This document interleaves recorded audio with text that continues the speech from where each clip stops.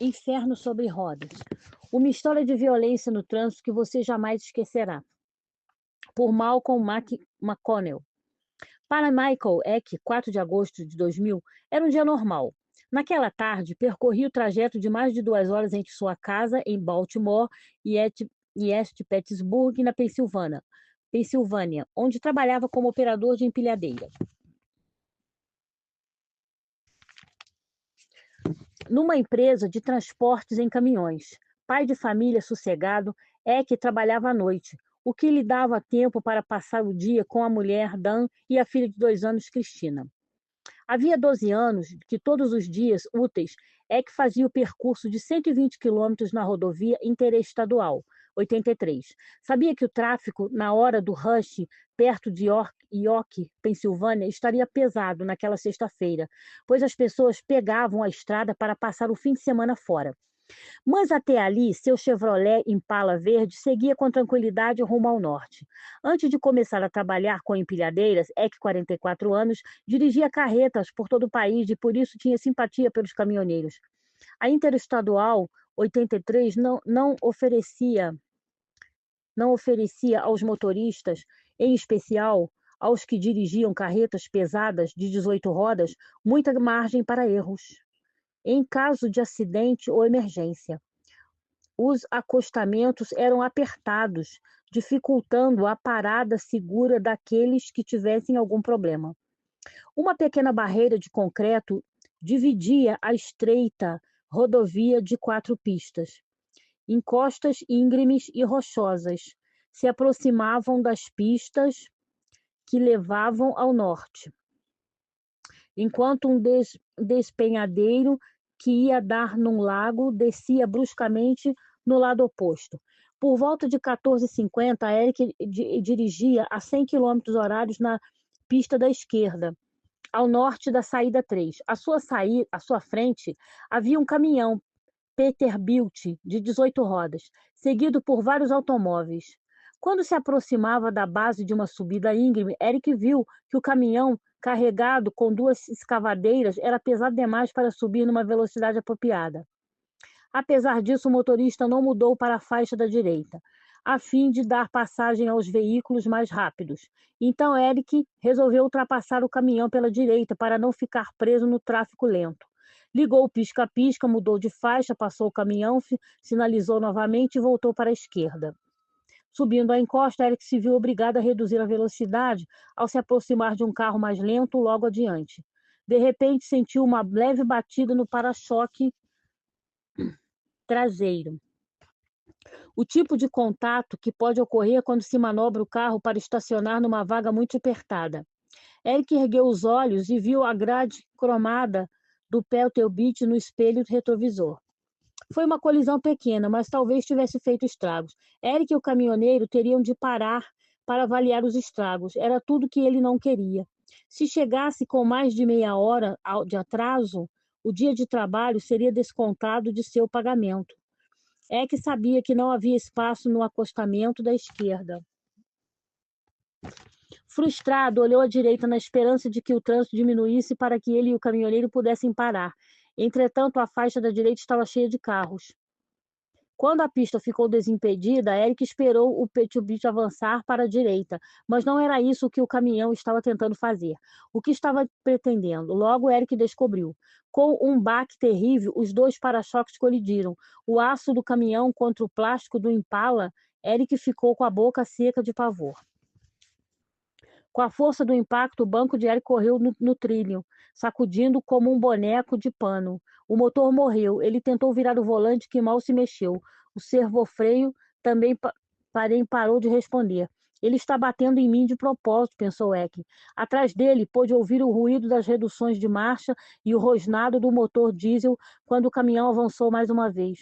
Outro baque. Agora o enorme veículo empurrava o carro de Eric ladeira acima, como um jogador de rock impelindo disco de borracha.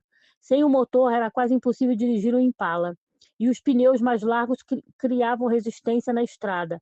Era como se o automóvel rodasse sobre concreto molhado. Segurando o volante com a mão esquerda, Eric teclou 911 no telefone celular. um modelo com um microfone instalado perto do parasol do motorista. Um Peterbilt bateu na traseira do meu carro 3 vezes na Interestadual 83, informou ele, com a voz tensa de pânico. Podem me ajudar? No quartel da Polícia Estadual da Pensilvânia, próximo à saída 3, o oficial Vicente Brown pediu sua localização. Eric gritou: estou sendo literalmente empurrado. O policial Cerel Urique estava no posto e ouviu o chamado urgente. Eu cuido disso, disse a Brown. Eram cerca de 14h55. Urique entrou disparado na rodovia, na altura da saída 3, mais ao norte. A estrada estava congestionada com os carros que avançavam devagar por causa da curiosidade dos motoristas pelo violento confronto entre os veículos. O trânsito nas duas faixas estava obstruído. Pelo seu relógio, o embate já durava mais de 10 minutos. Será que o motorista resistiria? Michael Eck respirava com dificuldade, tentando manter o Impala na faixa da esquerda. O caminhoneiro continuava acelerando e batendo no para-choque do automóvel. A cada vez o carro vibrava com o impacto. Eric sabia que não aguentaria o suplício durante muito tempo. Onde está o policial? Gritou ao telefone. Com o velocímetro parado, estimou que estivessem a 65 km/h nos aclives, e 80 km nos trechos planos. Ao se aproximar da saída 7, viu que seria impossível fugir. O tráfego à direita estava intenso demais para que mudasse de faixa. Com o volante emperrado e quase sem freio, a tarefa ficava ainda mais difícil. No entanto, quando viu uma brecha na saída na faixa direita, Eric aproveitou a chance. Usando toda a força, virou o volante. O carro mudou de pista e Eric suspirou de alívio. Mas, com uma pontada de horror, observou o petista segui-lo e tornar a bater na traseira do automóvel com enorme violência. Eric já havia perdido a conta das colisões. Com a voz estridente, tomada pelo desespero, gritou para Brown no outro lado da linha. Ele me acertou de novo. Encurralado pelo tráfego, Elk foi, por fim, alcançou o estreito acostamento da esquerda, com poucos centímetros de distância entre o carro e a barreira de concreto. Seguiu para o norte. O incidente entre o motorista e o caminhoneiro já durava mais de 15 minutos. Com o para-choque do Peterbilt colado do Impala, o caminhoneiro começou a dar guinadas, lançando o carro para frente e para trás. Na subida adiante, Eric viu outro caminhão avançando lentamente na pista da direita. Não era difícil imaginar o que aconteceria em seguida. O Peterbilt o empurrava em direção à traseira do veículo. A distância entre os dois caminhões e o Impala diminuía com rapidez. Vou morrer, pensou Eck. Ele não podia se deixar esmagar. Mas como escapar? Olhou pelo retrovisor. Havia trânsito nas faixas da direita e de acesso. No entanto, a da esquerda estava vazia. Eck segurou a maçaneta antes de bater no caminhão, abriria a porta e se jogaria para fora. O desespero da ideia tomou conta dele. Mesmo que sobrevivesse atingindo o chão a 65, o Pedro ainda poderia passar por cima dele. Mas ao menos havia uma chance de sobreviver ao pesadelo. Eric não tinha dúvida de que ficar no carro seria seria a morte certa. O caminhão à sua frente ia ficando maior. Os dedos de Eric se contraíram na maçaneta. 10 segundos, 9 e 8. De repente, sua atenção se desviou para um facho de luz passando rápido pela direita. O Urique se livrou do tráfego e disparou pela rodovia. Ao avistar o caminhão e o Impala, ultrapassou os dois veículos e fez sinal para que encostassem. O caminhão freou e o Impala também parou. Urique saiu do carro de patrulha. O motor do caminhão rosnava como uma fera lutando contra as amarras. Ao se aproximar com cautela do Peterbilt, o policial viu que o motorista era um homem franzino e curvado de 65 anos com cabelo branco e ralo. O que está acontecendo? Perguntou Urique. James Trimble tremia de ódio. Esse cara me cortou. E numa explosão de fúria acrescentou. Então bati no carro dele para que saísse do meu caminho. Mais tarde, Urique calculou que Trimble havia empurrado Eric por quase 20 quilômetros. O acesso incontrolável de raiva ao volante durara mais de 20 minutos. James Trimble foi indiciado com 2 acusações de agressão grave e diversas infrações de trânsito. O caminhoneiro se declarou culpado de uma das acusações de agressão e de 6 denúncias menores. concordando em submeter a sua avaliação psicológica e perdendo definitivamente a carteira de motorista profissional.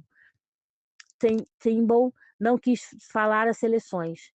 Durante o julgamento, porém, em março de 2001, alegou que Eric o cortara várias vezes e freara para forçá-lo a bater. Também afirmou que pedira ajuda pelo rádio e que não percebera que o carro de Michael Eric estava quebrado. Trimble foi condenado a quase 2 anos de prisão. Apesar do tormento físico e psicológico que sofreu, Eck deixou o trabalho com empilhadeiras e voltou a dirigir caminhões. Sempre vejo motoristas guiando de forma que considero inadequada, diz ele. Mas nem sonharia em tentar fazer justiça com as próprias mãos, porque já revivi 1000 vezes o pesadelo que me aconteceu.